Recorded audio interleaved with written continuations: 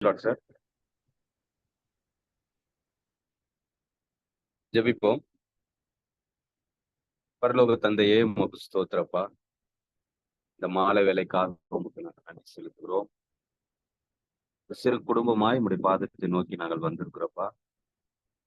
உடைய வார்த்தைகளை கேட்கவும் தியானிக்கவும் உடைய சமூகத்துல வந்திருப்பது உடைய கிருபையப்பா. எங்களை எல்லாரையும் ஒன்று சேர்த்தமைக்காக உமக்கு நாங்கள் நன்றி செலுத்துகிறோம். பல வகை சூழ்நிலை, பல வகை இடங்களில் நாங்கள் இருந்தாலும் இந்த காணொலி மூலமாய் கர்த்தர் எங்களை ஒன்றிணைத்ததற்காக நன்றி செலுத்துகிறோம். உடைய வார்த்தை எங்களோடு பேசும்படி நாங்கள் ஜெபம் பண்ணுகிறோம். எங்க இருதயம் ஓப்பனா இருக்கட்டும், எங்களுடைய சிந்தனை ஓப்பனா இருக்கட்டப்பா. நாங்கள் அதை ரிசீவ் பண்ணக்கொள்ளக்கூடிய ஞானம் கிருபை தரும்படி நாங்கள் ஜெபம் பண்ணுகிறோம். எந்த டிஸ்டர்பன்ஸ் இல்லாதபடிக்கு ஆரம்பம் முதல் முடிவு மட்டும் கர்த்தர் முன்னின்று நடத்தபடி பரிசுத்த ஆவியானவர் எங்களோடு இடைப்படும்படி நாங்கள் ஜெபம். வார்த்தையை கொடுக்கிற மகனை நீர் மறைத்து நீர் வெளிப்படும்படி நாங்கள் வேண்டிக் கொள்கிறோம். உடைய கரம் எங்களோடு இருப்பதற்காக நன்றி செலுத்துகிறோம். எங்களை ஆயத்தப்படுத்து இயேசுவின் பரிசுத்த நாமத்தில் வேண்டுகிறோம் பிதாவே. ஆமென், ஆமென். நல்லது. ஒரு ஜபத்தை எடுத்த சகோதரரையும் அவர் செய்கிற ஊழியங்களையும் தேவன் ஆசீர்வதிப்பாராக. இந்த கூடுகையின் சார்பாக உங்களுக்கு நன்றியை தெரிவித்துக் இந்த டாபிக் உள்ள போறதுக்கு முன்னாடி ஸ்கிரீன் ஷேர் பண்ணிட்டு இந்த டாபிக் போகும்.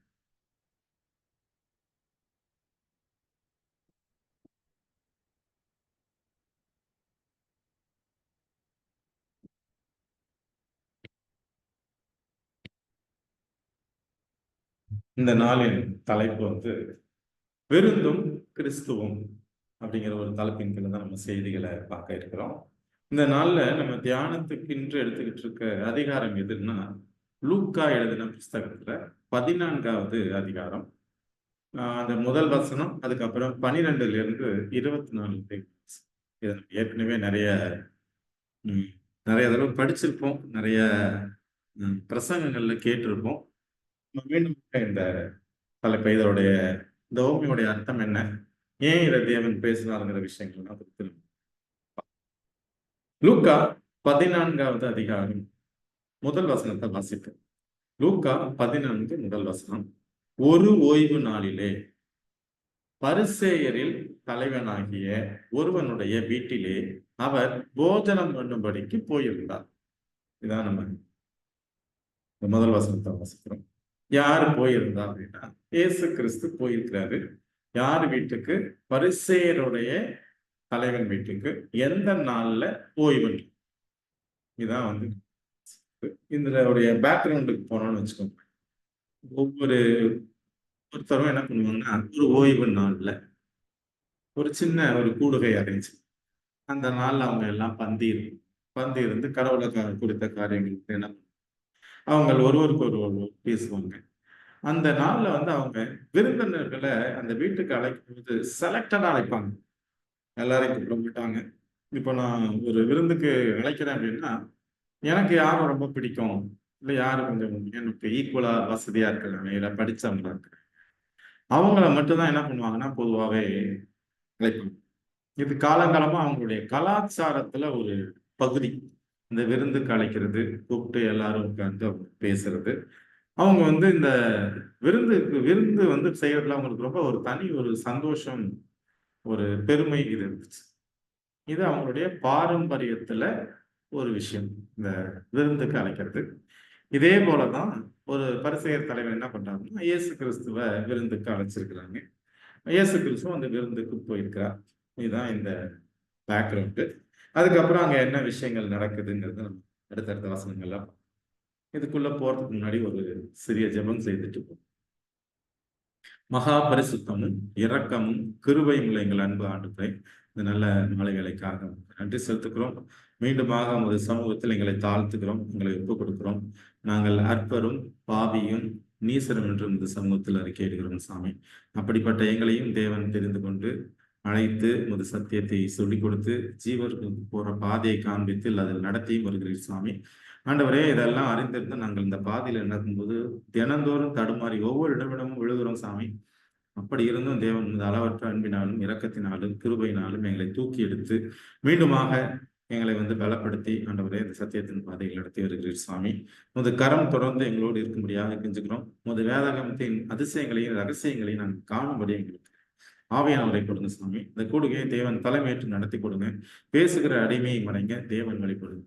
நல்ல சத்தியங்களை நாங்கள் கேட்டு நாங்கள் தேவனுக்கு பிரியமாக வாழவும் ஆண்டவரே நாங்கள் தெரிந்து கொண்ட சத்தியத்தில் உண்மையாக இருக்கவும் அதை மற்றவர்களோடு பகிரவும் கூடிய வாய்ப்புகளை தேவன் உருவாக்கி தரும்படியாக ஆண்டவன் ஆரம்பம் முதல் கடைசி வரை எந்த ஒரு டெக்னிக்கல் இஷ்யூஸும் இல்லாதபடி தேவன் பாதுகாத்து வழிநடத்தும்படியாக இரட்சகராம் இயேசு கிறிஸ்துவின் நாமத்தில் கெஞ்சுகிறோம் நல்ல பிதாவே. இதான் யூதர்களுடைய விருந்து அந்த மரபு இருக்கு. அடுத்தது இந்த விருந்த பத்தின இயேசு கிறிஸ்துவினுடைய பார்வை என்ன அப்படிங்கிறது. இயேசு கிறிஸ்து ஏன் இந்த வசதியானவன் அப்படிங்கிறதுக்காக இந்த விருந்துக்கு அவர் போறதில்லை. யாரு விருந்து கூப்பிட்டாலும் என்ன பண்றாருன்னு அவர் போறாரு. அந்த இடத்துல ஒரு பெரிய கூட்டம் கூடும் இந்த விருந்துல வர்றவங்க. அவங்களுக்கு அவர் ஏதாவது சத்தியத்தை சொல்லி கொடுக்கணும், பிரசங்கிக்கணுங்கிறது அவருடைய எண்ணம்.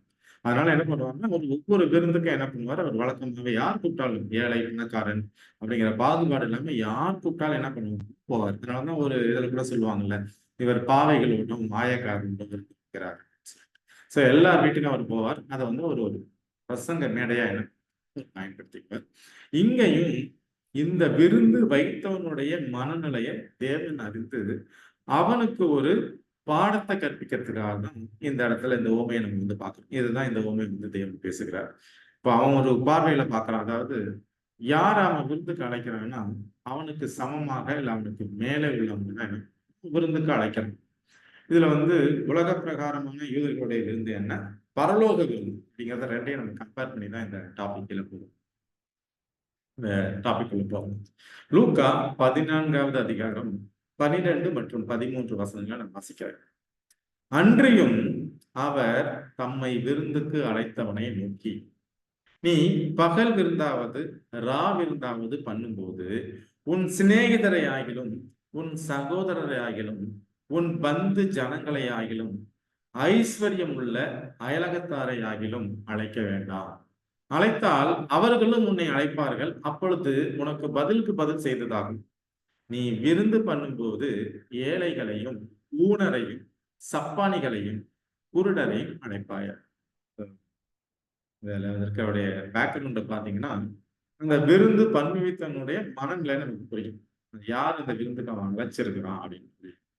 அப்ப தேவன் என்ன சொல்றாரு, நீ ஒரு பணக்காரன் நினைச்சேன்னா அவன் அடுத்த தடவை உன்னை நினைப்பான். சோ சரிக்கு சரியா போச்சு. இதனால உனக்கு என்ன நன்மை நடக்குது? நீ யார் உன்னை பதிலுக்கு கூப்பிட முடியாத ஒரு நிலையில இருக்கிறாங்க, யாரு? குருடர்கள், சப்பானிகள், ஊனமுற்றோர்கள், ஏழைகள், இவங்களை அழைச்சி சாப்பாடு போடு. அவங்களால என்ன பண்ண முடியாது, உங்களை திரும்ப கூப்பிட முடியாததுனால நீ செய்த இந்த விருந்துக்கான பதில் பரலோகத்துல கிடைக்கும். இதுதான் அவரு சொல்லி கொடுக்குற பாவம். அப்ப விருந்துக்கு யார் அழைக்கணும் அப்படின்னா யாரால முடியாதா அவங்க அழைக்கணும். அடுத்தது 14வது வசனத்தை வாசிப்போம். அப்பொழுது நீ பாக்கியமானா இருப்பாய், இவங்களெல்லாம் அழைக்கும் போது அவர்கள் உனக்கு பதில் செய்ய மாட்டார்கள், நீதிமான்களின் உயிர்த்தெழுதலில் உனக்கு பதில் செய்யப்படும். இயேசு கிறிஸ்துவ 2வது வருகையின் பொழுது உயிர்த்தெழப்படும் போது உனக்கு அந்த பதில் செஞ்சு நீ பரலோகத்தில் இருப்பாய். இதுதான் இந்த டாபிக்குடைய அர்த்தம். சோ இப்போ இதுல இருந்து நமக்கு என்ன பாடம்?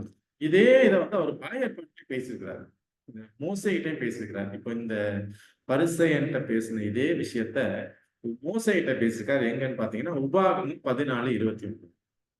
லேவியனுக்கு பங்கும் சுதந்திரமும் இல்லாதபடியினால் அவனும் உன் வாசல்களில் இருக்கிற பரதேசியும் திக்கற்றவன் விதவையும் புசித்து திருப்தி அடைவர். அப்பொழுது உன் கை செய்யும் வேலையில எல்லாம் உன் தேவனாகிய கர்த்தர் உன்னை ஆசீர்வதிப்பார். அப்ப விருந்து பண்ணும் பொழுது யார அழைக்கணும்ட்டு இந்த மோசைகிட்ட இங்க சொல்றார். யாருக்கிட்ட அழைக்கணும்? லேவியனால. ஏன்னா லேவியனுக்குன்னு ஒரு நிலம் கிடையாது, சுதந்திரம். அடுத்தது பரதேசி, திக்கற்றவன், விதவை, இவங்களை கூப்பிட்டு சாப்பாடு கொடுப்பா. அப்போ தேவன் ஆசீர்வதிப்பார். அங்க அதேதான். குருடர், ஊனமுற்றோர், சப்பானி, ஏழைகள், இவங்களை கூப்பிட்டு சாப்பாடு. சோ ரெண்டுலையும் பாத்தீங்கன்னா தேவன் ஒரே விஷயத்தை தான் பேசுறார். யாரை கூப்பிடணும் விருந்துக்கு? நமக்கு திருப்பி பதில் செய்ய முடியாத இல்லாதவங்களை கூப்பிடணும் தான் நம்ம இதுல இப்போ இந்த மாதிரி தேவன் சொன்ன உடனே அங்க இருந்த ஒரு பந்தியில ஒருத்தன் இருந்தவனுக்கு இது பிடிக்கல. அவன் என்ன பண்றான், வேற ஒரு வார்த்தையை போறான். இவர் வந்தாரா, சாப்பிட்டாரா, போவாரா, அதெல்லாம் விட்டுட்டு இங்க வந்து உட்கார்ந்துக்கிட்டு 10 பேர் நல்லவங்க உட்கார்ந்துருக்கிற இடத்துல வந்து இவர் என்ன பண்றாரு, அவனுக்கு இப்படி இவனுக்கு இப்படி உபதேசம் பண்றாரு. அப்படிங்கிற மாதிரி அவன் என்ன பண்றான்னா, ஒரு வார்த்தையை யூஸ் பண்றான். என்ன வார்த்தைங்கிறத பார்க்கலாம். லூக்கா 14:15. அவரோடு கூட பந்தி இருந்தவர்கள் ஒருவன் இவைகளை கேட்ட பொழுது அவரை நோக்கி, தேவனுடைய ராஜ்யத்தில் போஜனம் பண்ணுகிறவன் பாக்கியவான் என்றான். அவன் டாபிக்கை மாத்தணும் அப்படின்னா என்னன்னா, அவன் தன்னையே ஒரு பெரிய மனுஷனா நினைச்சுக்கிறான். அதாவது நான் வந்து தேவனுக்கு பக்கத்துல இருப்பேன், நான் பரலோகத்துக்கு போயிடுவேன். அதான் அவன் சொல்றது என்ன, நான் பரலோகத்துக்கு போயிடுவேன், அதனால நான் போய் என்ன பண்ணுவேன், தேவனுடைய ராஜ்யத்துல பந்தி இருப்பேன், பரலோகத்துக்குள்ள போய் பந்தி இருப்பேன். ஆனா அவனுடைய நிலைமை அவனுக்கு தெரியாது. ஆனா யூதர்களுடைய நம்பிக்கை என்னன்னா, நாங்கெல்லாம் தேவனுக்கு பக்கத்துல இருக்கிறோம், நாங்கெல்லாம் கண்டிப்பா பரலோகத்துக்கு போயிடுவோம். ஆனா அவங்களுடைய நிலை, அவங்களுடைய எண்ணங்கள் என்னன்னா ரொம்ப மோசமான எண்ணங்கள். அதாவது எல்லாரையும், உலகத்துல உள்ள எல்லாரும் தேவனுடைய பிள்ளைகள் அப்படிங்கிற பார்வை அவர்களுக்கு இல்லை. யூதர்களை பொறுத்தவரை அவர்களுக்கு ஒரு உயர்ந்த எண்ணம் இருக்கு, மற்றவங்களை தொடக்கூட மாட்டாங்க. இந்த சமாரியனை கூட அந்த இந்த பாத வழியா கூட அவங்க வந்து போக மாட்டாங்க. சமாரியர்கள்ங்கிறது ஒரு காலத்துல யூதர்களுடைய சகோதரர்கள் தான். இந்த இஸ்ரவேலர்கள்ல இந்த யூதா கோத்திரத்தை தவிர மற்ற கோத்திரத்துல இருக்கவங்க இந்த சமாரிய கூட்டத்துல இருக்கிறாங்க. அவங்களே என்ன பண்ண மாட்டாங்கன்னா இவர்களை வந்து ஏற்றுக்கொள்ள மாட்டாங்க. இந்த ஒரு சுப்பீரியாரிட்டி காம்ப்ளெக்ஸ்ல வந்து அவங்க இருக்கிறவங்க தான் யூதர்கள். சோ அந்த அவங்களுக்கு வந்து நாம தான் தேவனுடைய ஜனங்கள் அப்படிங்கிற ஒரு எண்ணம் எப்பவுமே உண்டு. அதனாலதான் அவன் என்ன சொல்றாரு, தேவனுடைய ராஜ்யத்தில் போஜனம் பண்ணுகிற பாக்கியம். இப்ப நான்லாம் பாக்கியம், ஏன்னா நான் வந்து பரலோகத்தில் போய் தேவனுடைய ராஜ்யத்துல போஜனம் பண்ணுவேன் அப்படின்னு அவன் சொல்றான். இதற்குதான் அவர் வந்து ஒரு எக்ஸாம்பிள போடுறாரு. என்ன எக்ஸாம்பிள்னா, அதற்கு அவர் ஒரு மனுஷன் பெரிய விருந்தை ஆயத்தம் பண்ணி அநேகரை அழைப்பித்தான். இந்த லூக்கா 14:17-18. ஒரு மனுஷன் என்ன பண்றான், இதே மாதிரி விருந்து ஆயத்தம் பண்ணி எல்லாரையும் கூப்பிடுறான். விருந்து வேளையில் தன் ஊழியக்காரனை நோக்கி, நீ அழைக்கப்பட்டவர்களிடத்தில் போய் எல்லாம் ஆயத்தமா இருக்கிறது, வாருங்கள் என்று சொல்ல என்று அவனை அனுப்பினான். இப்போ முன்னாடியே விருந்துக்கு கூப்பிட்டாச்சு, விருந்து நாள் வந்துருச்சு, சமைச்சா எல்லாம் முடிச்சாச்சு. இப்போ அந்த விருந்து பண்ற அந்த பெரிய மனுஷன் என்ன பண்றான்னா, ஊழியக்காரனை கூப்பிட்டு சாப்பாடெல்லாம் ரெடிப்பா, போய் அழைச்சவங்களை எல்லாம் போய் திரும்ப ஒரு தடவை கூப்பிட்டு வா அப்படின்னு அனுப்புறாங்க. அவர்கள் எல்லோரும், ஊழியக்காரர்கள் போய் கூப்பிடும்போது அவர்கள் எல்லோரும் போக்கு சொல்ல தொடங்கினார்கள்.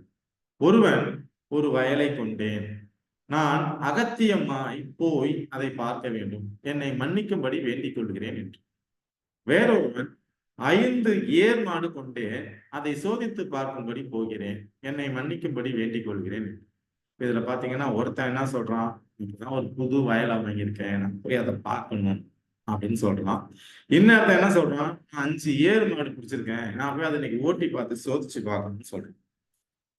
அடுத்தது லூக்கா 14:20-21. இன்னொருத்தன், மூன்றாவது ஒரு ஆள் என்ன சொல்றான்னா, பெண்ணை விவாகம் பண்ணினேன், அதனால் நான் வரக்கூடாது என்று. இப்பதான் நான் கல்யாணம் பண்ணிருக்கேன், என்ன பண்ணிட்டாரு. அந்த ஊழியக்காரன் வந்து இவைகளை தன் எஜமானுக்கு அறிவித்தான். அப்பொழுது வீட்டு எஜமான் கோபம் அடைந்து தன் ஊழியக்காரனை நோக்கி, நீ பட்டணத்தின் தெருக்களிலும் வீதிகளிலும் சீக்கிரமாய் போய் ஏழைகளையும் ஊனரையும் சப்பானிகளையும் குருடரையும் இங்கே கூட்டிக் கொண்டு வா என்றான். ஏன்னா அழைக்கப்பட்ட யாரும் வரல. அப்ப போய் யாரை கூட்டிட்டு வா அப்படின்னா, ஏழை, ஊனரு, சப்பானி, குருடர் இவங்கெல்லாம் போய் அழைச்சிட்டு வாப்பா விருந்துக்கு, அவங்க வந்து சாப்பிடணும். லூக்கா 14:22-20. ஊழியக்காரன் அப்படியே செய்து, ஆண்டவரே நீர் கட்டளையிட்டபடி செய்தாயிற்று, இன்னும் இடம் இருக்கிறது என்றான். அப்பொழுது எஜமான் ஊழியக்காரனை நோக்கி, நீ பெரு வழிகளிலும் வேலிகள் அருகிலும் போய் என் வீடு நிறையும்படியாக ஜனங்களை உள்ளே வரும்படி வருந்தி கூட்டிக் கொண்டு வா, அழைக்கப்பட்டிருந்த அந்த மனுஷரில் ஒருவனாகிலும் என் விருந்தை ருசி பார்ப்பதில்லை என்று உங்களுக்கு சொல்லுகிறேன் என்றான் என்று சொன்னார். சோ இந்த உவமையில ஒரு பெரிய மனுஷன் விருந்து பண்றான், ஆல்ரெடி வந்து இன்விடேஷன் கொடுத்தாச்சு, விருந்து அன்னைக்கு போய் திரும்ப ஒரு தடவை கூப்பிடுறான். ஒவ்வொருத்தரும் ஒரு சாக்கு போக்கு சொல்லி யாரும் இல்லை. இப்ப இங்க சமையல் பண்ணி ரெடியா இருக்கு. அப்ப என்ன சொல்றாரு, இப்ப நீ போயிட்டு நீ போய் பாக்குற குருடர் சப்பானி எல்லாத்தையும் அழைச்சிட்டு வரலாம் அப்படின்னு சொல்லி அனுப்பிச்சு விடுறாரு. பாத்தீங்கன்னா இன்னும் சாப்பாடு மீது இருக்கு, இந்த இடம் காலியா இருக்கு. இப்ப பெரு வழிகள் என்ன, பெரிய பெரிய தெருக்கள்ல போ, வேலிகள்கிட்ட போ, எல்லாரையும் கூட்டிட்டு வா சார் விருந்துக்கு. இதுதான் வந்து தேவன் கூப்பிடுறது. அப்ப அழைக்கப்பட்ட ஒரு மனுஷன் கூட என் விருந்த ருசி பார்ப்பது இல்லை. யாரெல்லாம் ருசி பார்ப்பான்னா, அங்கங்க நிக்கிற வெளியில இருக்க அழைக்கப்படாத ஜனங்கள் தான் வந்து ருசி பார்ப்பாங்க. இப்போ இந்த லூக்கா 14:14 எடுத்தோம்னா, அந்த ஒரு பையன் ஒருத்தன் சொல்றான் பாரு, நாங்கெல்லாம் தேவனுடைய ராஜ்யத்தில் போஜனம் பண்ணுகிற லெவல்ல இருக்கிறோம் அப்படின்னு சொல்றாங்க. ஆனா இந்த அழைக்கப்பட்டவர்கள் என்ன பண்றாங்க, போஜனம் வரல. இப்ப விருந்துங்கிறது 2 வகையான விருந்தை பார்க்கணும். பாரம்பரியத்தின் படி செய்கிற விருந்து, இன்னொன்னு பரலோகம் கொடுக்கிற விருந்து. அந்த பரலோகம் கொடுக்கிற விருந்து யாருங்க? அப்போ அவங்களுடைய நினைப்பு என்னன்னா, நான் வந்து பரிசுத்தவான், என்கிட்ட எந்த பாவமும் இல்லை, நான் பரலோகத்துக்கு ரொம்ப சமீபமா இருக்கிறேன், நான் வந்து என்ன பண்ணுவேன், பரலோகத்துக்குள்ள போயிடுவேன், அங்க போய் நான் தேவன்ட்டு போஜனம் பண்ணுவேன். இதுதான் அவங்களுடைய மனநிலை. இது யாருடைய மனநிலை மாதிரி இருக்குன்னா, ஆஹ் இதுல வந்து சரிங்க பின்னாடி இருக்கு என்ன வசனம் அப்படின்னா, ஆஹ்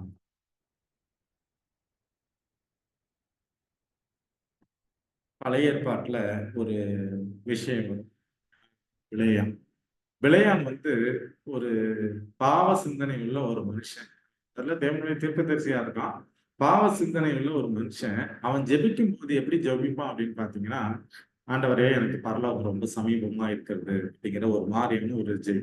அவனுக்கு இந்த இந்த ஓமையில வர பெரிய வித்தியாசம் இல்லை. அதாவது இந்த விருந்துல ஒரு வார்த்தை சொல்றான் பாருங்க, இன்னைக்கு வந்து பரலோக ராஜ்யத்துல விருந்து விடுறவங்க பாக்கியவன். சோ 2 பேருடைய மனநிலையும் பாத்தீங்கன்னா, அவங்களுடைய துன்மார்க்கமான நிலை அவர்களுக்கு தெரியல.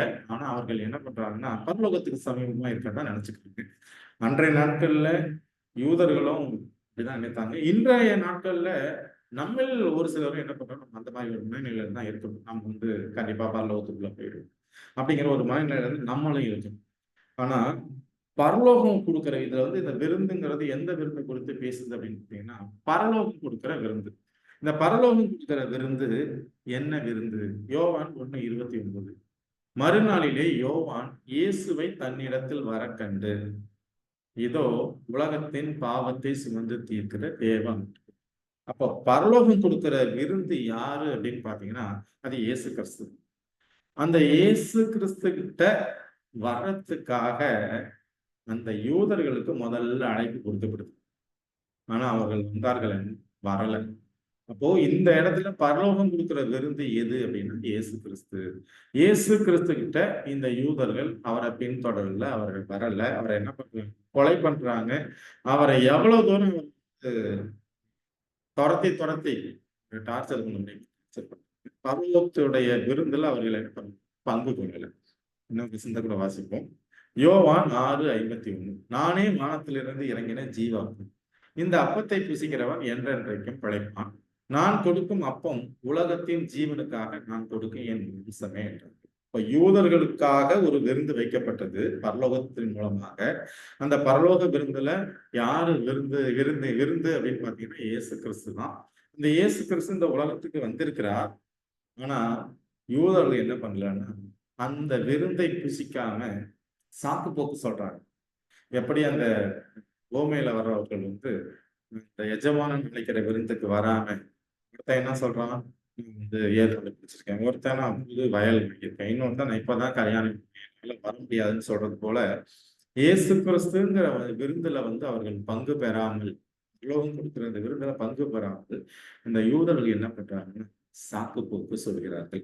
இப்ப அந்த விருந்துல அந்த எஜமானன் என்ன பண்றான், அழைக்கப்பட்டவர்களை கூப்பிடல, யாரை கூப்பிட்டான் அப்படின்னு பாத்தீங்கன்னா, குருடர், சப்பானி, ஏழைகள், விதவைகள், இவர்களை தான் கூப்பிட்டான். அதே போல இந்த விருந்துல பங்கெடுக்க வேண்டிய யூதர்கள் பங்கெடுக்காததுனால வேற யாருக்கு அந்த வாய்ப்பு வந்தது அப்படிங்கிறத நம்ம பார்க்கணும்.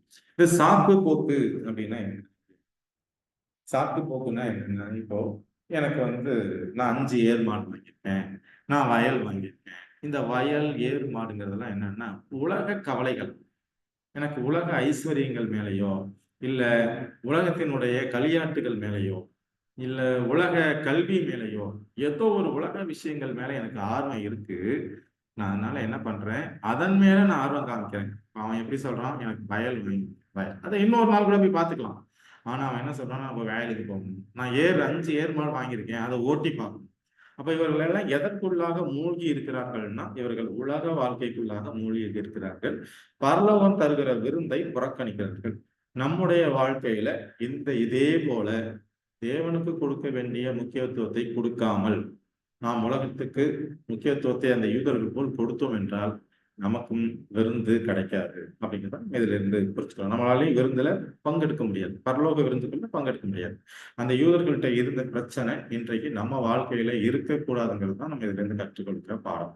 அடுத்தது இன்னொரு ஆளை பார்த்தேன். யாருன்னா ஒரு கல்யாணம் பண்ண அந்த கல்யாணம் பண்ணவன் என்ன சொல்றான், நான் இப்பதான் கல்யாணம் பண்ணினேன், அதனால நான் என்ன பண்ணக்கூடாது, நான் வரக்கூடாது, என்னை மன்னிக்கும்படி வேண்டிக் கொள்கிறேன் சொல்றான். அப்போ ஒரு குடும்பத்துல ஒருத்தன் கல்யாணம் பண்றான் அப்படின்னா, கல்யாணம் பண்ண பொண்ணே என்ன பண்ணுவான், அவன் இந்த விருந்துக்கு அழைச்சிட்டு வந்தான். ஆனா அவனும் வரல, மனைவிக்கு கொடுக்கப்படுற வாய்ப்பையும் அவன் என்ன பண்றான்னா தடுக்க வராம பண்றான். இப்போ மனைவியோட மனநிலை எப்படி இருக்குன்னா, எனக்கு என்னுடைய கணவன் தான் முக்கியம், என் கணவன் வர வேணாம்னு சொன்னானா நானும் வர மாட்டேன். இப்போ இன்றைக்கு குடும்பத்துல இருக்கிற சூழல்கள் பாத்தீங்கன்னா, இல்ல அன்னைக்கு எப்படி அந்த கணவன் தன்னுடைய மனைவியை வராம தடுக்கிறானோ, மனைவி தன்னுடைய கணவனுக்கு முக்கியத்துவம் கொடுக்காம அந்த விருந்துல பங்கு பெறலையோ, அதே போல இன்றைய நாட்கள்ல நாமும் நம்மளுடைய குடும்ப சூழலை முன்னிட்டு நம்முடைய பிள்ளைகள், மனைவி, உறவினர்கள் இது போல காரியங்களுக்கு முக்கியத்துவம் கொடுத்து தேவன் கொடுக்கிற விருந்துல எடுத்துக்காம போகிறோமாங்கிறத நம்ம ஒவ்வொருவரும் என்ன சிந்திச்சு பாருங்க. இப்போ அந்த காலத்துல அந்த மனிதர்கள் இந்த உலக கவலைகள்லையும் உலக பிரச்சனைகளையும் மாட்டிக்கிட்டு தேவனுடைய விருந்துல கலந்துக்காம தங்களுடைய ரட்சிப்பை இழந்து போட்டிருக்கோம். அதே போல நம்மளுடைய வாழ்க்கையிலும் நாம் என்ன பண்ணக்கூடாது, இது போல சாக்கு போக்குகள் சொல்லி தேவனுடைய விருந்துல பங்கு பெறாம என்ன பண்ணக்கூடாது, நம்ம பங்கு பெற முடியாத சூழலுக்கு போகக்கூடாது, தவிர்க்கக்கூடாது. கண்டிப்பா என்ன பண்ணணும், எல்லாத்தை விட இந்த உலகத்துல எல்லாத்தை விட தேவன் தான் முக்கியம் அப்படிங்கிற மனப்பக்குவம் நம்மகிட்ட எப்பவுமே இருக்கணும். முதலாவது நான் எனக்கு தேவன், அப்புறம் தான் என்னுடைய மனைவி பிள்ளைகள்ங்கிற மனநிலை ஒவ்வொருத்தட்டும் இருக்கணும். அதை தான் என்ன பண்றாருன்னா தேவன் எதிர்பார்க்கிறார். அதனாலதான் உன்னுடைய முழு உள்ளத்தோடும் முழு ஆத்மாவோடும் என்னிடத்துல அன்பு கூறுவாயாக, முழு மனத்தோடும் என்னிடத்துல அன்பு கூறுவாங்கன்னு சொல்றாரு. அப்ப முதலாவது ஃபர்ஸ்ட் ப்ரையாரிட்டி நம்ம யாருக்கு தான் கொடுக்கணும்னா தேவனுக்கு தான் கொடுக்கணும், குடும்பத்தை விட உலக காரியங்களை விட அப்படிங்கிறத நம்ம இதுல இருந்து புரிஞ்சுக்கிற பாடம். மத்தேயு 10:37 தேவன் எப்படி சொல்றாருன்னா, தகப்பனையாவது தாயையாவது என்னிலும் அதிகமாய் நேசிக்கிறவன் எனக்கு பாத்திரன் அல்ல, மகனையாவது மகளையாவது என்னிலும் அதிகமாய் நேசிக்கிறவன் எனக்கு பாத்திரன் அல்ல. அப்போ ஃபர்ஸ்ட் ப்ரையாரிட்டி யாருக்கு கொடுக்கணும் அப்படிங்கிறத நம்ம இதுல இருந்து புரிஞ்சுக்கலாம். தேவன் அதை எதிர்பார்க்கிறார்.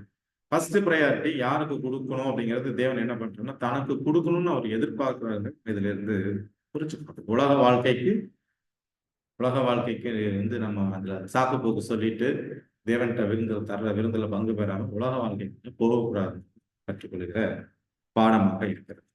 அப்போ இன்றைக்கு நிறைய பேர் பார்க்கறது என்ன, லௌகீக ஆசீர்வாதங்கள். இன்னைக்கு உலகத்துல எனக்கு எனக்கு 5 ஏர் மார்க் கிடைச்சிருக்கு, எனக்கு வயல் கிடைச்சிருக்குங்கிற இந்த உலக ஆசீர்வாதங்களை விட்டு உலக கவலைகள் உலக பிரச்சனைகளை விட்டு தேவனை மட்டுமே முன்னிறுத்தி அவர்கிட்ட நம்ம போனோம்னா நமக்கு தேவன் இடத்தை கொடுக்கிறார், ஈவாக பரலோகத்தை கொடுக்கிறார். இப்போ இதுல ஒரு மனுஷன், பெரிய மனுஷன் பெலிக்ஸ்னு ஒரு மனுஷன், பவுல் போய் என்ன பண்றாரு, அவன்கிட்ட போய் சத்தியத்தை சொல்லுகிறார்.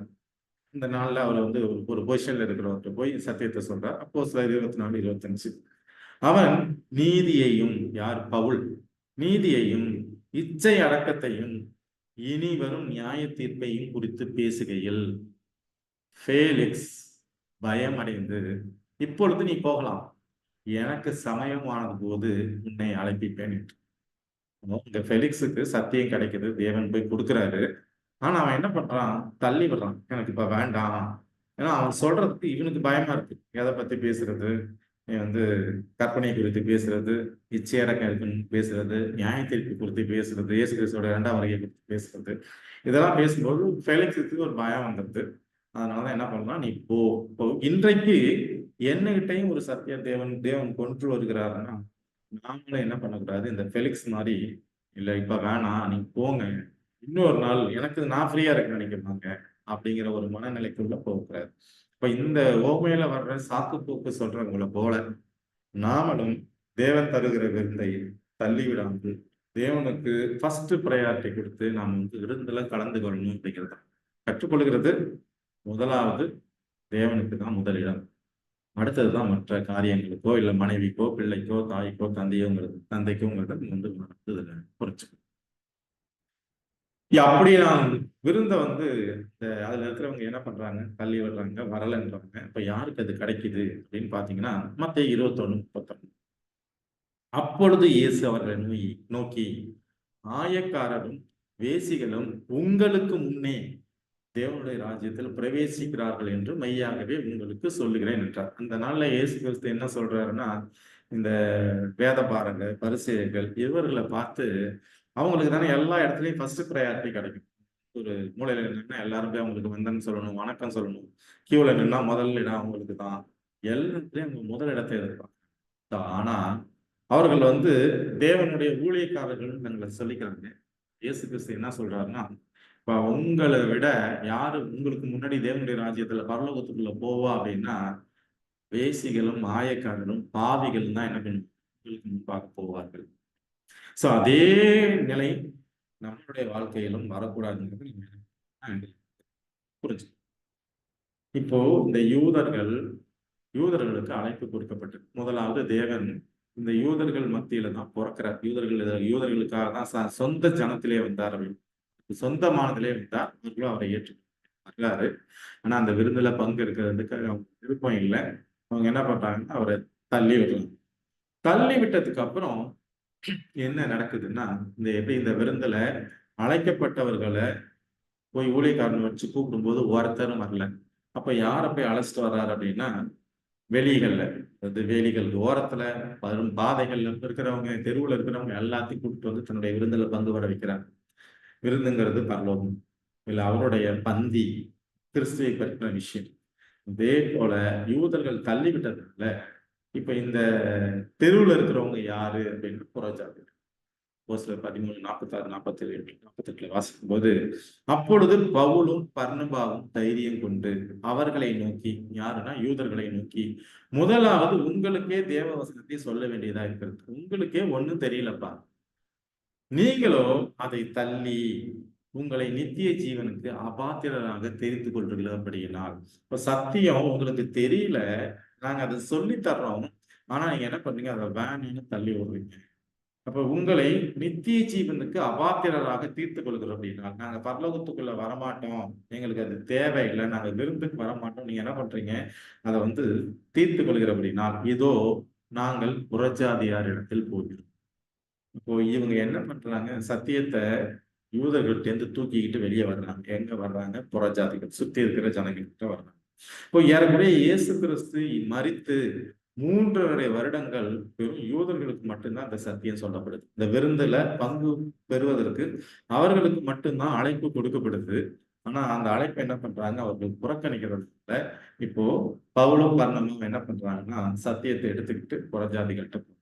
அப்பொழுது பவுலும் பர்னபாவும் தைரியம் கொண்டு அவர்களை நோக்கி, முதலாவது உங்களுக்கே தேவ வசனத்தை சொல்ல வேண்டியதா இருந்தது. நீங்களும் அதை தள்ளி உங்களை நித்திய ஜீவனுக்கு அபாத்திரராக தீர்த்து கொள்கிறபடினால் இதோ நாங்கள் புறஜாதியார் இடத்தில் போகிறோம். நீ பூமியின் கடைசி பரியந்தம் ரட்சிப்பா இருக்கும்படி உண்மை ஜாதிகளுக்கு ஒளியாக வைத்தேன் என்கிற வேத வாக்கியத்தின்படி கர்த்தர் எங்களுக்கு கட்டளையிட்டிருக்கபடியினால் இப்படி செய்கிறோம் என்றார்கள். புறஜாதியார் அதை கேட்டு சந்தோஷப்பட்டு கர்த்தருடைய வசனத்தை மகிமைப்படுத்தினார்கள்.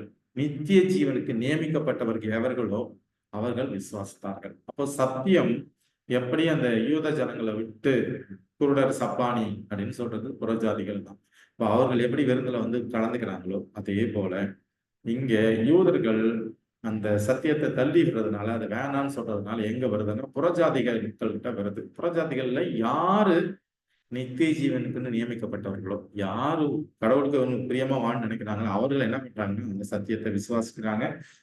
உலகம் முழுக்க அந்த சத்தியம் போகுது. அதே போல தேவனுடைய சத்தியம் இன்னைக்கு நம்ம கிட்ட வருதுன்னா தள்ளி விடாதபடிக்கு நம்ம என்ன பண்ணணும்? ஏற்றுக்கொள்ளணும். ஏற்றுக்கொண்டு தேவனுடைய அந்த நித்திய விருதுல நான் என்ன பண்ணணும்? பெறணும். நாம தெரிந்து கொண்ட சத்தியத்துல நாம உண்மையா இருக்கிறது போல நமக்கு தெரிந்து கொண்ட சத்தியத்தை நம்ம பயிரும். என்ன சத்தியம்? இதை பத்தி வெளிப்படுத்தல் 14:6-7 வந்து பேசுறாங்க. பின்பு வேறொரு தூதன் வானத்தின் மத்தியிலே பறக்க கண்டேன்.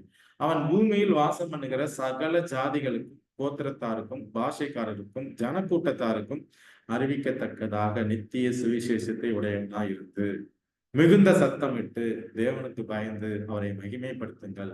அவர் நியாயத்திற்கு கொடுக்கும் வேலை இருந்தது. வானத்தையும் பூமியையும் சமுத்திரத்தையும் நீரூற்றுகளையும் உண்டாக்கினவே தொழுது கொள்ளுங்கள் என்று கூறினார். இங்க ஒரு தூது கொடுக்கப்படுது வெளிப்படுத்தல. இந்த தூது என்னன்னா, யாரை தொழுது கொள்ளணும்?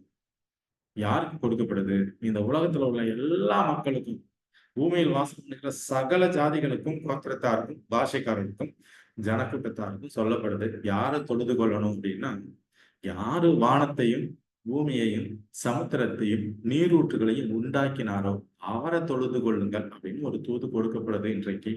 ஆனா இதுல இருக்கு எத்தனை பேர் இதை ஏத்துக்கணும்? நாம அவரை மட்டுமா தொழுது கொள்கிறோம்? இந்த இதுல வந்து கூடுகையில் இருக்கிறவங்களுக்கே அந்த கேள்வி போகலாம். நம்ம வந்து யாரை தொழுது கொள்றோம்? தேவனை மட்டுமா தொழுது கொள்றோங்கிறது நம்ம ஒருத்தரும் சிந்திச்சு பாருங்க. ஒரு தூது தேவன்கிட்ட இருந்து கொடுக்கப்படுதுன்னா இந்த தூதுக்கு எப்படி யூதர்கள் கீழ்ப்படி இல்லையோ அதே போல நாமளும் கீழ்ப்படியாம இருக்கக்கூடாது. நாம் கீழ்ப்படியாவின் பிள்ளைகளாக இல்லாம என்ன பண்ணணும்? கீழ்ப்படிங்கிறது நம்ம கற்றுக்கொள்கிற பாடம். அப்போ உலக பிரகாரமான வாழ்க்கை, நான் வந்து எனக்கு மனைவி, எனக்கு பிள்ளை முக்கியம், எனக்கு மற்ற விஷயங்கள், உலக கவலைகள், எனக்கு படிப்பு இல்ல வேலை, இதெல்லாம் முக்கியம் அப்படின்னு என்ன பண்ணக்கூடாது? நினைக்கக்கூடாது. ஒரு நல்ல எக்ஸாம்பிள் மத்தேயு 24:37, 38, 39. எப்படி நோவா காலத்துல மக்கள் எப்படி இருந்தாங்க? ஜாலியா இருந்தாங்க, புசித்து குடிச்சு கல்யாணம் பண்ணிக்கிட்டு சந்தோஷமா இருந்தாங்க. அவங்களுக்கு பின்னால வரப்போற பிரச்சனை தெரியாது. நோவா வந்து பல வருடங்களாக இந்த சத்தியத்தை சொல்லி அவங்க யாருமே ஏத்துக்கல. ஒரு நாள் எனக்கு வந்துச்சு, ஜலப்பிரளயம் தான் மாறிட்டு போச்சு. அதே போல நம்ம காலத்திலையும் நாமளும் இந்த தூதை கொடுக்கணும். கொடுத்து மக்களை வந்து இந்த சத்தியக்குள்ள கொண்டு வரணும். அப்படி அவர்கள் வரல அப்படின்னா நோவா காலத்துல என்ன நினைச்சாதான். சோ நோவாவின் காலத்தில் எப்படி நடந்ததோ அப்படியே மனுஷகுமாரன் வரும் காலத்திலும் நடக்கும். எப்படி எனில் ஜலப்பிரளயத்துக்கு முன்னான காலத்திலே நோவா பேழைக்குள் பிரவேசிக்கும் நாள் வரைக்கும் ஜனங்கள் புசித்தும் குடித்தும் பெண் கொண்டும் பெண் கொடுத்தும் அப்படிதான் இருந்தாங்க. ஜலப்பிரளயம் வந்து அனைவரையும் வாரி கொண்டு போக மட்டும் உணராதிருந்தார்கள். அப்படியே மனுஷகுமாரன் வரும் காலத்திலும் நடக்கும். இந்த ஓமையிலிருந்து நம்ம கற்றுக்கொள்கிறது, தேவன் ஒரு அழைப்பை கொடுக்கிறாருன்னா நம்ம கண்டிப்பா அந்த அழைப்புல என்ன பங்கு பெறணும். சாக்கு போக்கு சொல்லக்கூடாது. உலக கவலை, உலக ஆசை, உலக ஐஸ்வர்யம் எனக்கு முக்கியம்னு நம்மளுக்கு நினைக்க கூடாது. முதல் இடத்தை யாருக்கு கொடுக்கணும்? தேவனுக்கு கொடுக்கணுங்கிறது இதுல இருந்து புரிச்சுக்கணும். ஏன்னா திடீர்னு ஒரு நாள் சொல்லிக்கிட்டே இருக்கிறாரு, திடீர்னு ஒரு நாள் ஜலப்பிரளயம் வந்து எல்லாத்தையும் அள்ளிட்டு போச்சு. அதே போல நம்ம காலத்துல நாம வந்து அச்சாக்கிரையாக இருக்கக்கூடாது. தெரிஞ்சுக்கிற விஷயம். சோ அப்போ வெறும் இந்த ஊழியம் வந்து வெறும் சாதாரண மக்களுக்கு மட்டும்தான் அப்படின்னா, இந்த ஊழியத்தை நம்ம என்ன பண்ணணும்? ஐஸ்வர்யவான்களுக்கும் எடுத்துட்டு போகணும். அதாவது நம்ம போயிட்டு பவுல் போய் யார் யாருன்னு பார்த்தாரு, ராயனுக்கே போய் சத்தியத்தை சொல்றாரு. பெரிய பெரிய ஆட்கள் கிட்ட போயிட்டு என்ன பண்றாரு? இந்த நாட்கள்ல ராஜாக்கள் அவங்க பிரதிநிதிகளாக இருந்த சத்தியம். அப்போ ஐஸ்வர்யவான்களுக்கு நம்ம என்ன பண்ணணும்? இந்த சத்தியத்தை சொல்லணும். அதாவது விருந்துல வந்து பங்கு பெறுங்க அப்படிங்கிறது சொல்றோம். வீட்டு எஜமானன் யாரு? தேவன். அந்த ஊழியக்காரர்கள் யாரு? நாம தான். அந்த ஊழியக்காரர்கள் என்ன பண்ணணும்? போய் எல்லாருக்கும் அழைப்பை கொடுக்கணும். இந்த அழைப்புல பங்கு பெறுறது மட்டுமல்ல, நாம் இந்த அழைப்பை கொடுக்கிறவர்கள். மத்தேயு 11, 28, 29. அப்பதான் தேவன் சொல்றாரு, வருத்தப்பட்டு பாரம் சுமக்கிறவர்களே, நீங்கள் எல்லோரும் என்னிடத்தில் வாருங்கள், நான் உங்களுக்கு. அப்போ அது பணக்காரனோ ஏழையோ யாரெல்லாம் இந்த உலகத்துல இருக்கிறாங்க, அவங்க எல்லாரும் இயேசு கிறிஸ்துகிட்ட வரும்போது என்ன பண்ணுவார்? அவர் இளைப்பாறுதலை தருவார். இளைப்பாறுதல்னா உலக பிரகாரம் இளைப்பாறுதல் கிடையாது. இது வந்து பரலோக இளைப்பாறுதல். பரலோகத்தை நான் தருவேன்னு சொல்றாரு. வருத்தப்பட்டு பாரம் சுமக்கிறவர்கள்னா என்னுடைய அன்றாட பிரச்சனைகள், கஷ்டங்கள், கவலைகள், இந்த பாவ வாழ்க்கை, இந்த பாவ வாழ்க்கையில நம்ம இந்த பாவ உலகத்துல நம்ம இப்படி எல்லாம் கஷ்டப்படும். நம்ம எல்லாரும் தேவன்கிட்ட போகும்போது தேவன் எனக்கு கொடுப்பார், பரலோகத்தை கொடுப்பார். நான் சாந்தமும் மனத்தாழ்மையுமா இருக்கிறேன், என் முகத்தை உங்கள் மேல் ஏற்றுக்கொண்டு என்னிடத்தில் கற்றுக்கொள்ளுங்கள், அப்பொழுது உங்கள் ஆத்துமாக்களுக்கு இளைப்பாறுதல் கிடைக்கும். என் முகம் எதுவாயும் என் சுமை இலகுவாயும் இருக்கிறது. இப்ப இந்த உலகத்துல, பாவ உலகத்துல வாழ்ற நம்ம எல்லாரும் தேவன்கிட்ட போனோம். ஏன்னா அவர் சொல்லி கொடுக்கிற பாடம் ரொம்ப மெதுவா இருக்கு, ரொம்ப இலகுவா இருக்குன்றார். ஈஸியான பாதை தான். இந்த பாதையில நம்ம ஒரு பின்னால போகும்போது நமக்கு என்ன தேவன் கொடுக்கிறாருன்னா நித்திய இளைப்பாறுதலை, பரலோகத்தை தருகிறார். இப்போ இந்த உலகத்துல ஐஸ்வர்யம் ஆகட்டும் இல்ல ஏழை ஆகட்டும், எல்லாருக்கும் தேவன் கொடுக்கிற விருந்து எதுன்னா அந்த பரலோகம். எஸ்ஐயா 51:55 இதே தான் சொல்றாரு. ஓ தாகமா இருக்கிறவர்களே, நீங்கள் எல்லாரும் தண்ணீர்கள் அண்டைக்கு வாருங்கள். பணம் இல்லாதவர்களே, நீங்கள் வந்து வாங்கி சாப்பிடுங்கள். நீங்கள் வந்து பணமும் இன்றி விலையும் இன்றி திராட்சை ரசமும் பாலும் கொள்ளுங்கள். நீங்கள் அப்பம் அல்லாததற்காக பணத்தையும் திருப்தி செய்யாத பொருளுக்காக உங்கள் பிரயாசத்தையும் செலவழிப்பானீர்கள். நீங்கள் எனக்கு கவனமாய் செவி கொடுத்து நலமானதை சாப்பிடுங்கள். அப்பொழுது உங்கள் ஆத்துமா கொழுப்பான பதார்த்தனாலே மகிழ்ச்சியாகும். உங்கள் செவியை சாய்த்து என்னிடத்தில் வாருங்கள், கேளுங்கள், அப்பொழுது உங்கள் ஆத்துமா பிழைக்கும். தாவீதுக்கு அருளின நிச்சயமான கிருபைகளை உங்களுக்கு நித்திய உடன்படிக்கையாக இருக்கும். ஸோ இந்த 2 எசாயாலையும் இந்த மத்தேயுலையும் பார்த்தீங்கன்னா, என்கிட்ட வாங்க, உங்களுக்கு இளைப்பாறுதல் தேவனை நான் கொடுப்பேன் அப்படிங்கிற வாக்குத்தத்தத்தை தேவன் கொடுக்கிறார். ஓ அழைப்பு வரும் பொழுது நம்ம அதை தட்டாம போகணும். நாம போறது மட்டும் இல்லாம நாம என்ன,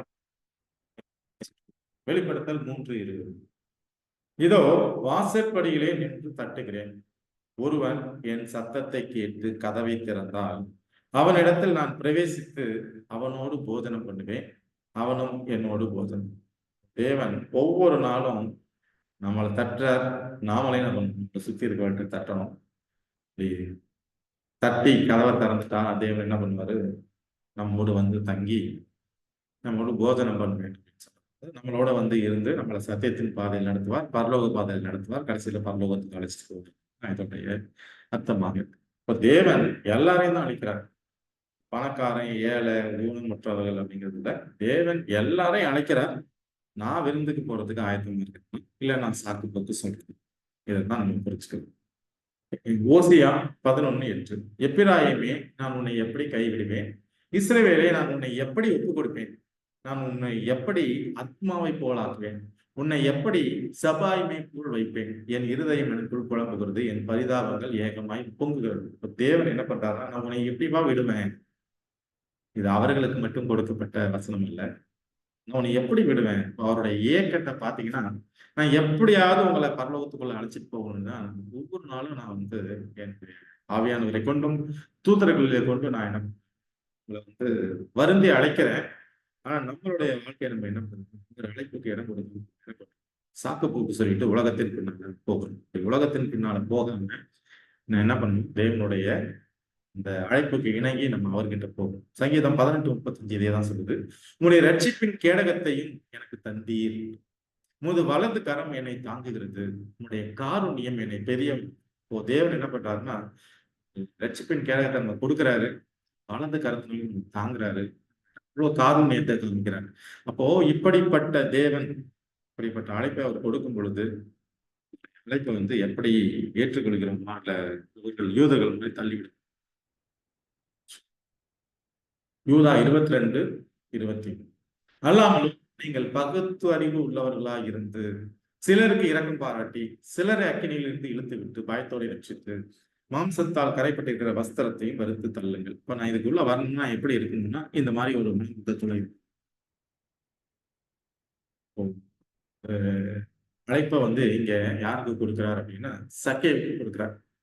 அவர் பாட்டுக்கு வந்துட்டு இருக்கிறாரு. இவன் ஒரு பாவ மனுஷன், வரி வசூலிக்கிறது, அதிகமா வரி வசூலிக்கிறது, அது மாதிரி இந்த பணத்தின் மேல ஆசை உள்ள ஒரு மனுஷன் சக்கே. அந்த இடத்துக்கிட்ட இயேசு வந்த போது மரத்து மேல இருந்து அந்த இயேசு யாருன்னு பார்க்கணும்னு மேல இருக்கும்போது என்ன கேட்கிறாரு, அண்ணாந்து பார்த்தா நீங்க சக்கேயுவே சீக்கிரம் இறங்கிடலாம், இன்றைக்கு நான் உன் வீட்டிலே தங்க வேண்டும். ஒரு அழைப்பு அவனுக்கு கொடுக்கிறாரு. சொல்றேன் அழைப்புக்கு இணங்கி என்ன சொல்றாங்க, அவர் எதுவுமே சொல்லல, உங்க வீட்டுல தங்கணும்னு சொல்லும்போது அவன் என்ன சொல்றான், இது வரைக்கும் நான் யார்கிட்டயாவது அநியாயமா வாங்கியது அதை நாளத்தனைக்காக நான் திருப்பி கொடுத்துட்றேன். அப்போ அவன் செய்த தவறுகள் எல்லாம் அறிக்கையிட்டு எனக்கு எதுவும் உலக வாழ்க்கை வேணும். நீங்க மட்டும் போதும். அது வரைக்கும் ஒரு பாவ மனுஷன். அந்த நாள்ல அவங்க வீட்டுல என்ன பண்றாங்க, அந்த வீட்டுக்கு ரட்சிப்பு. சோ அதே போல சக்கேவு போல நாமளும் இந்த உலக கவலை, உலக ஆசைகள் எல்லாம் விட்டு விட்டு தேவனுக்கு பின்னால செல்லும் போது அவனுக்கு எப்படி ரட்சிப்பு சமீபமா இருந்ததோ அதே போல நமக்கும் ரட்சிப்பு சமீபமாக இருந்தது. எபிரேயர் 12:25. பேசுகிறவருக்கு நீங்கள் செவி கொடுக்க மாட்டோம் என்று விலகாதபடி எச்சரிக்கையாக இருங்கள். தேவன் ஒரு அழைப்பை நமக்கு கொடுக்குறாருன்னு சொல்றாரு. அதை விட்டு யூதர்கள் போல விருந்துக்கு வர மாட்டேன் அப்படின்னு சொல்லாம நம்ம எனக்கு எச்சரிக்கையா இருக்கு. ஏனெனில் பூமியிலே பேசினவருக்கு செவி கொடுக்க மாட்டோம் என்று விலகினவர்கள் தப்பி போகாமல் இருக்க பரலோகத்திலிருந்து பேசுகிறவை நாம் விட்டு விலகினால் எப்படி தப்பிப்போம்? இப்போ தேவன் ஒரு அழைப்பை கொடுக்கும் பொழுது நாம அதுக்கு செவி கொடுக்க மாட்டோம்னா நம்ம என்ன பண்றோம்? பரலோகத்தை விட்டு வெளியில போறோம். இதுதான் இந்த மாதிரி ஒரு அழைப்பு நமக்கு வரும்பொழுது நம்ம தர்றது. சரி, கடைசியாக லூக்கா 13:34. எருசலேமே எருசலேமே, தீர்க்கதரிசிகளை கொலை செய்து உன்னிடத்தில் அனுப்பப்பட்டவர்களை கல்லெறிகிறவரே, கோழி தன் குஞ்சுகளை தன் சிறகுகளின் கீழே கூட்டி சேர்த்து கொள்ளும் மனமாக நான் எத்தனையோ தரமும் உன் பிள்ளைகளை கூட்டி சேர்த்துக் கொள்ள மனதாயிருந்தேன், உங்களுக்கும் மனதில்லாமல் போயிற்று. இதோ உங்கள் வீடு உங்களுக்கு பாழாக்கி விடப்படும். கர்த்தருடைய நாமத்தினாலே வருகிறவர் ஸ்தோத்தரிக்கப்பட்டவர் என்று நீங்கள் சொல்லும் காலம் வருவளம் என்னை காணாதிருப்பீர்கள் என்று மெய்யாகவே உங்களுக்கு சொல்லுகிறேன் என்றார். இப்ப இயேசு கிறிஸ்து இந்த இஸ்ரேல் ஜனங்களுக்காக எவ்வளவோ சத்தியங்களை சொல்லிக் கொடுத்தார். இந்த 3 வருஷத்துல எவ்வளவு ஊழியங்கள் நடந்தே செய்தார். ஆனா அவங்க என்ன பண்ணல? கீழ்படியல. அவருடைய விருந்துக்கு அவர்கள் வரல. சாக்கு போக்கு சொல்றது மட்டும் இல்லாம என்ன பண்றாருன்னா அவரே கொலை. சோ அதே போல இன்றைக்கு நமக்கு சத்தியம் வருகிறது. இந்த சத்தியத்திற்கு கீழ்ப்படிந்து நாம் எல்லோரும் இந்த பரலோக விருந்துல கலந்துக்கணும். யூதர்கள் மாதிரி நம்ம என்ன பண்ணக்கூடாது? விருந்து எனக்கு வேண்டான்னு சொல்லக்கூடாது. உலக வாழ்க்கையை தான் எனக்கு முக்கியம்னு சொல்லக்கூடாது. உலக வாழ்க்கையை விட, உலக சந்தோஷங்களை விட தேவன் தான் முக்கியம், தேவனுடைய அன்பு தான் முக்கியம் அப்படிங்கிறத நம்ம உணர்ந்து நம்மளும் அழைப்பை ஏற்று பரலோக பாதையில இயேசு கிறிஸ்து வரும்பொழுது இந்த கூட்டத்துல இந்த 2வது வருகையின் பொழுது இந்த கூட்டத்துல நம்மளும் காணப்படும். இந்த வாய்ப்பை கொடுத்த தேவனுக்கும் சபையருக்கும் என்னுடைய நன்றியை தெரிவித்து